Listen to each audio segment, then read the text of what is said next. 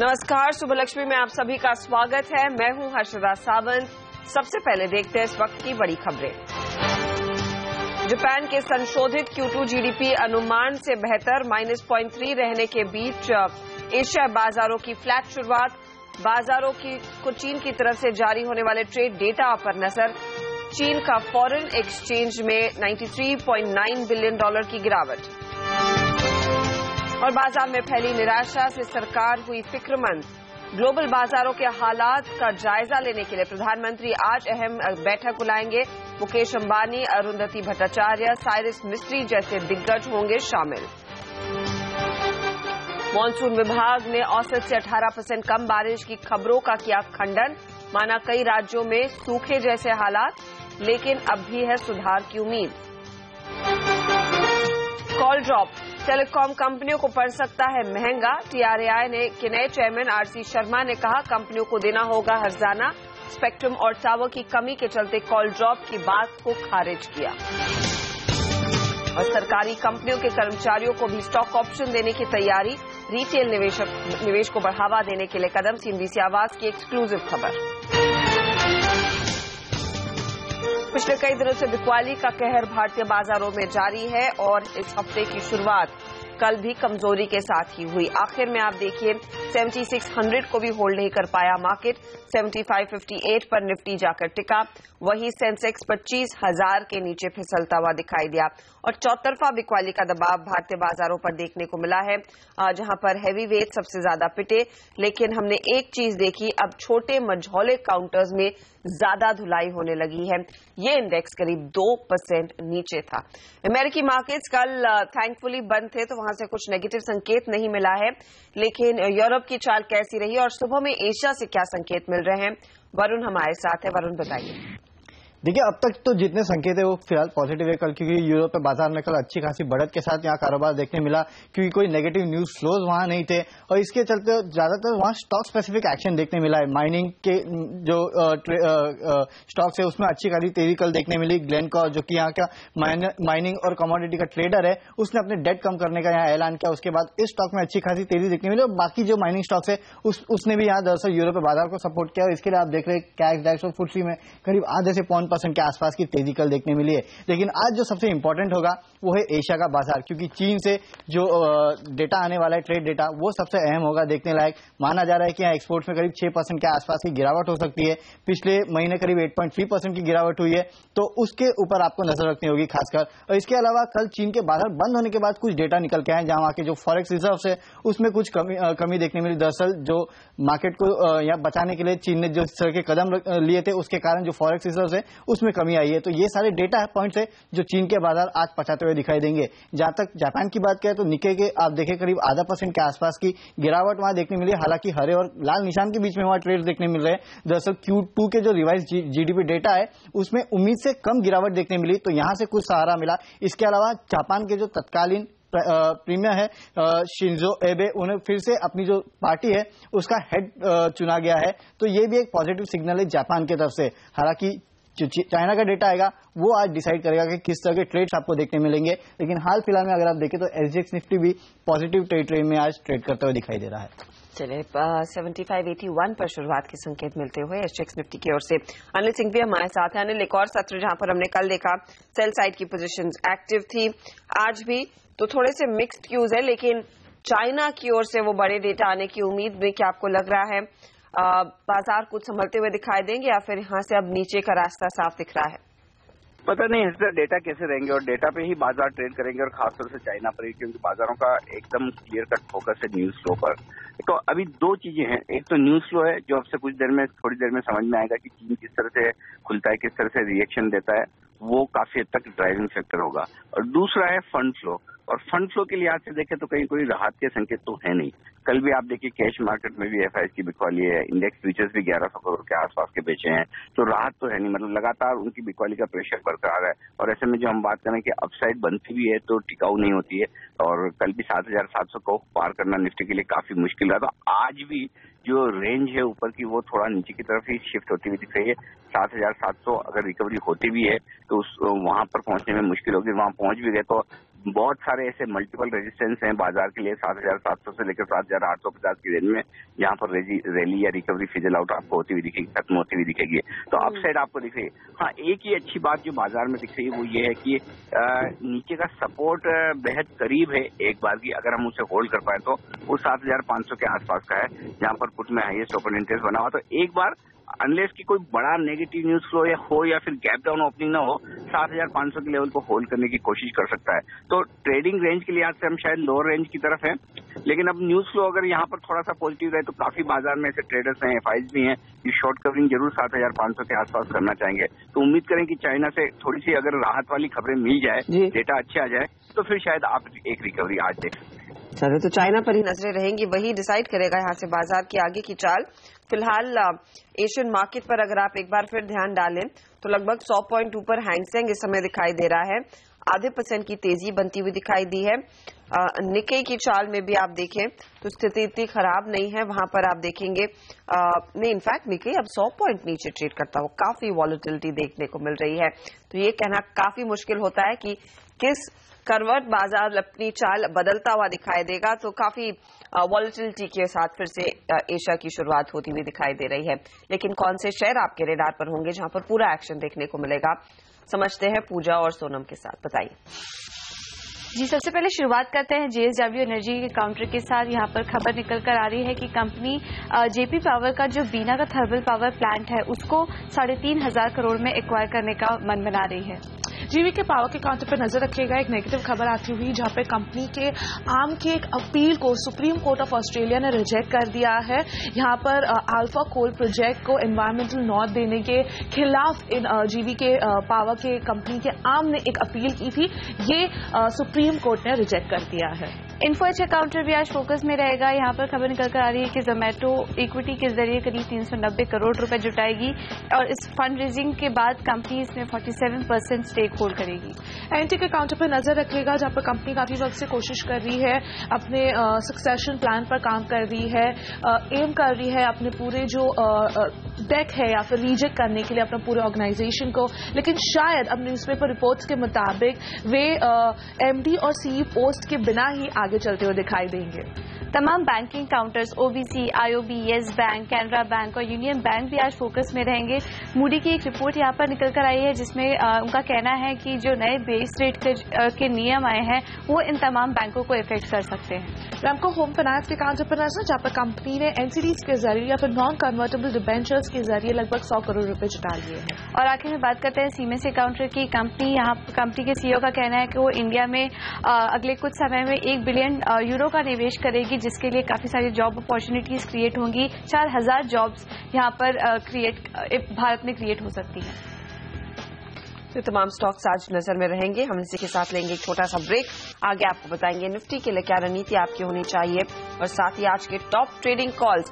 यही नहीं, आज प्रधानमंत्री ने क्यों बुलाई है एक अहम बैठक दिग्गज यहाँ पर इंडस्ट्रियलिस्ट के साथ, इस पर भी होगी नजर आगे।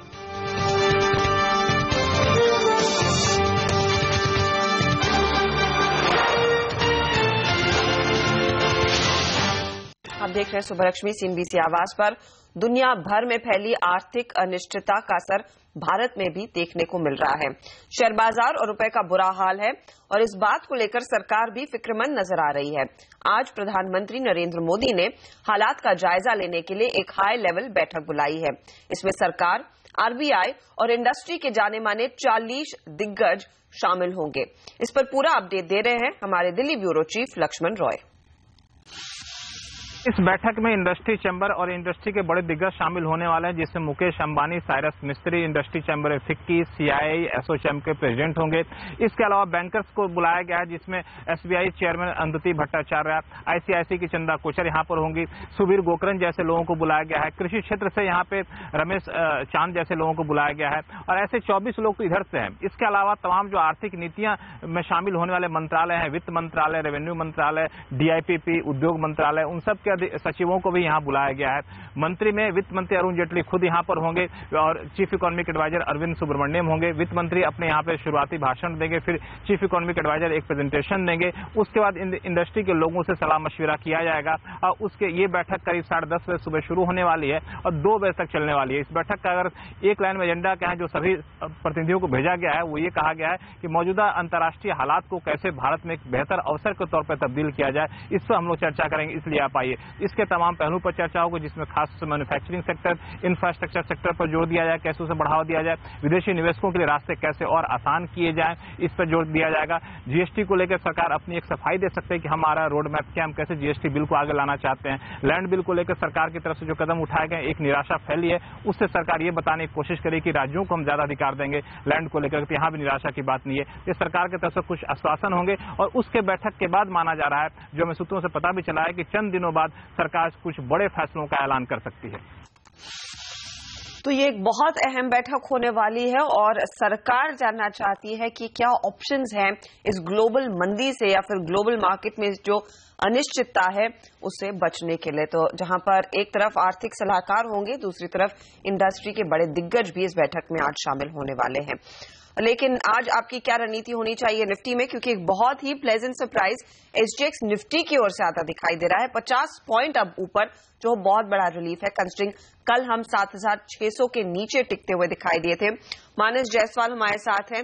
मानस, इतनी रौनक मुझे याद नहीं कब देखने को मिली थी एशियाई ट्रेड में। एसजीएक्स निफ्टी काफी ज्यादा चुस्त, इस बीच शंघाई के मार्केट्स भी 0.5% ऊपर खुले हैं। बताइए क्या सलाह होगी कल की बिकवाली के बाद, आज एसजीएक्स निफ्टी के साथ ही प्ले किया जाए, एक पुल बैक के लिए तैयारी, या फिर आपको अभी लग रहा है मार्केट टूटेगा?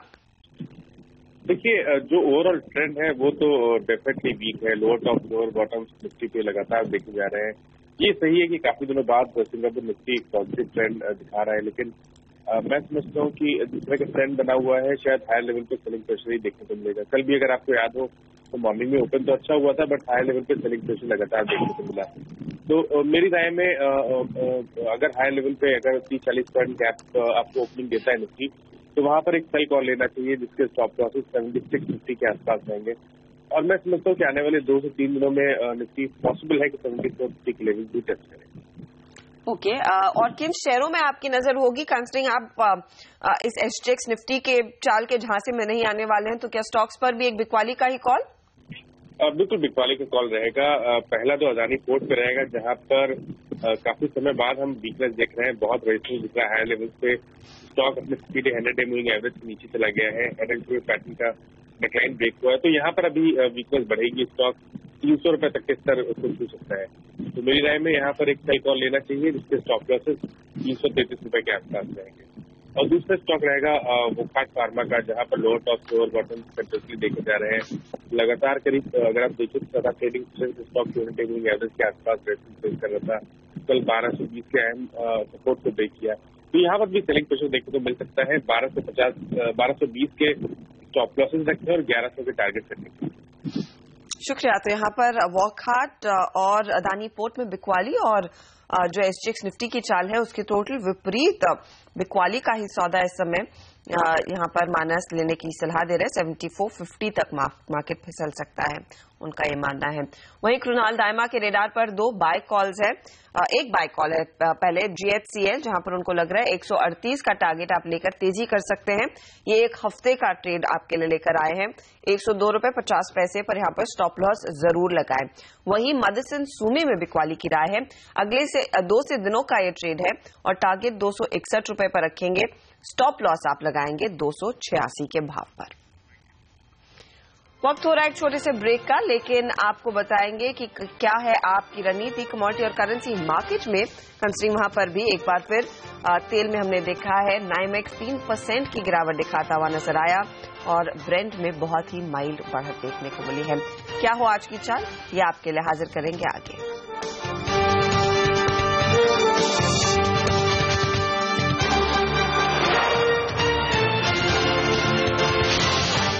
आप देख रहे हैं सुबलक्ष्मी सीएनबीसी आवाज पर। एसटीएक्स निफ्टी की ओर से संकेत आज मजबूती के ही दिखाई दे रहे हैं। आप देखिए 7600 के ऊपर की फिर से रफ्तार बनती हुई दिखाई दी है। इनफैक्ट 60 पॉइंट ऊपर के गेंस दिखाए थे एसटीएक्स निफ्टी ने, लेकिन इस बीच एशियन मार्केट का ट्रेड है उसमें भारी उठापटक देखने को मिली है। शंघाई हल्का सा मजबूत खुला, फिर इसमें लगभग 1% की गिरावट देखने को मिली। अब ये अपने निचले लेवल से कुछ रिकवर करता हुआ दिखाई दिया है। हैंगसेंग में 100 पॉइंट की गिरावट थी, अब वो 100 पॉइंट ऊपर है और निक्केई के मार्केट्स भी 100 पॉइंट नीचे टूटने के बाद अब 76 अंकों की ही गिरावट दिखा रहे हैं। तो उठापटक काफी ज्यादा एशियाई कारोबार में देखने को मिली है, लेकिन फोकस अब करते हैं कमोडिटी मार्केट और करेंसी मार्केट के ट्रेड पर, जहां पर कल डॉलर के मुकाबले रुपया 2 साल के निचले स्तर पर पहुंचा। रुपए डॉलर के मुकाबले 36 पैसे कमजोर हुआ और 66 रुपए 82 पैसे पर बंद हुआ। अगर कच्चे तेल के भाव पर नजर डालें तो यहां पर लगातार दूसरे दिन गिरावट जारी रही। चीन की मार्केट में गिरावट और ग्लोबल सप्लाई बढ़ने की चिंता से लगातार सेल साइड की पोजीशंस एक्टिव रही हैं। ब्रेंट आपके सामने 0.5% ऊपर एशियाई कारोबार में दिख रहा है, लेकिन खास बात यह है कि 50 के नीचे फिर दिखाई दे रहा है और साथ ही साथ नाइमैक्स में 3% तक की गिरावट देखने को मिल रही है। दूसरी तरफ फेडरल रिजर्व के ब्याज दरें बढ़ाने की अनिश्चितता बरकरार है और सोने में सेल साइड की पोजीशंस अब भी बरकरार देखने को मिली है। एशियाई कारोबार में आप देखेंगे $1 की अब मजबूती हल्की सी आती हुई 1120 के आसपास ट्रेड, और चांदी है जो करीब $15 के नीचे ही ट्रेड कर रही है। अनुज गुप्ता हमारे साथ है। अनुज, गुड मॉर्निंग। सबसे पहले मैं करेंसी मार्केट के ट्रेडर्स के लिए एक कॉल लेना चाहूंगी। कंसिडरिंग कल हम 2 साल के लोज पर जाकर टिके हैं, आज कितनी और कमजोरी की संभावना दिख रही है, क्योंकि चाइना ही ओवरराइड करेगा फिर से सेंटिमेंट को, वहां से बड़ा डेटा आने वाला है। गुड मॉर्निंग असद, बिल्कुल आपने ठीक कहा कि चाइना से जो फैक्टर्स आएंगे वही अभी मार्केट को ड्राइव करेंगे। बट अगर हम देखें टेक्निकल चार्ट पे तो मार्केट अभी ओवरबॉट कैटेगरी में है। कल हमने देखा था 2 साल के न्यूनतम स्तर पर डॉलर देखने को मिला करीबन 67.10 के आसपास। मुझे लगता है कि कहीं ना कहीं मार्केट अब थोड़ा ओवरबॉट कैटेगरी में, और आज हम एक्सपेक्ट कर रहे हैं थोड़ी प्रॉफिट बुकिंग में एक आज इंडियन रुपये थोड़ा एप्रिशिएट होता हुआ दिखाई दे सकता है। तो आज के लिए फॉर इंटरडे पर्सपेक्टिव हमारा जो कॉल रहेगा वो सेलिंग का रहेगा।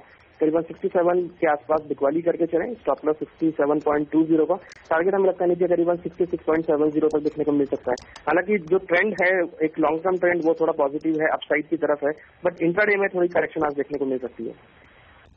ओके, और कच्चा तेल जहां पर नाइमेक्स में 3% की गिरावट देखने को मिली है, अब भारतीय बाजार के ट्रेडर्स के लिए किन लेवल्स एक्टिव हो जाएंगे और कितनी अग्रेसिव शॉर्ट पोजीशन ली जा सकती है? देखिए क्रूड में देखें तो नीचे अभी $42 एक अच्छा सपोर्ट मौजूद है। मुझे लगता है कि मार्केट थोड़ा रेंज में रहेगा, बट जो ट्रेंड बना है क्रूड में वो थोड़ा सा डाउन साइड का ही बना है। तो मुझे लगता है कि क्रूड के अंदर भी बिकवाली ही करनी चाहिए। हमें लगता है कि नीचे इंट्राडे में $43 और 2950 2900 तक के लेवल देखने को मिल सकते हैं। तो इंट्राडे के लिए सेल कॉल रहेगा क्रूड में। अनुज, सोने में क्या पोजीशन ली जाए, क्योंकि बीच में हमने देखा था सोने में एक बाउंस आया था कंसिडरिंग इक्विटी मार्केट्स परफॉर्म नहीं कर रहे थे, लेकिन यहां पर भी कुछ खास तेजी की ट्रेड्स अब नहीं दिख रहे हैं। बिल्कुल, देखिए अभी भी फेड की तरफ से जो इंटरेस्ट रेट है उसकी जो क्लियरिटी है वो भी नहीं आ पाई है। तो कहीं ना कहीं मार्केट अभी सीसॉ मूवमेंट में घूम रहा है। तो मुझे लगता है कि गोल्ड के अंदर भी मार्केट रेंज में ही रहेगा। हालांकि अगर हम देखें तो थोड़ा सा वीकनेस हो सकता है, क्योंकि हमने देखा है कि लास्ट वीक मार्केट थोड़ा सा रेंज में बंद हुआ था, और अगर इंटरनेशनल देखें तो अब प्राइस $1120 के आसपास चल रहे हैं, तो सस्टेन नहीं कर पा रहे हैं ऊपर के लेवल्स पे। तो इंट्राडे में मुझे लगता है कि बिकवाली करके चले करीबन 26,600 के आसपास, इसे टारगेट करीबन 26,400 तक देखने को मिल सकते हैं। बहुत बहुत धन्यवाद आपका हमारे लिए समय निकाल कर जानकारी देने के लिए। तो आज कमोडिटी में भी बिकवाली की पोजीशन अगर आप लेंगे तो ही फायदा कमाएंगे। इसी के साथ फिलहाल आपसे इजाजत लेने का समय। एसजीएक्स निफ्टी 7600 के आसपास ही ट्रेड कर रहा है। काफी ज्यादा उठापटक चाइनीज मार्केट में देखने को मिल रही है। पूरा एशिया काफी वॉलेटाइल है, लेकिन इस वॉलेटिलिटी के बीच आपको सबसे ज्यादा अगर फायदा कमाना है तो आपको देखना है सीएनबीसी आवाज, क्योंकि आगे हम आपके लेकर आएंगे 20 बेहतरीन ट्रेडिंग आइडियाज जो आपको दिलाएंगे आज फायदा। स्टॉक 2020 हाजिर होगा इस छोटे से ब्रेक के बाद।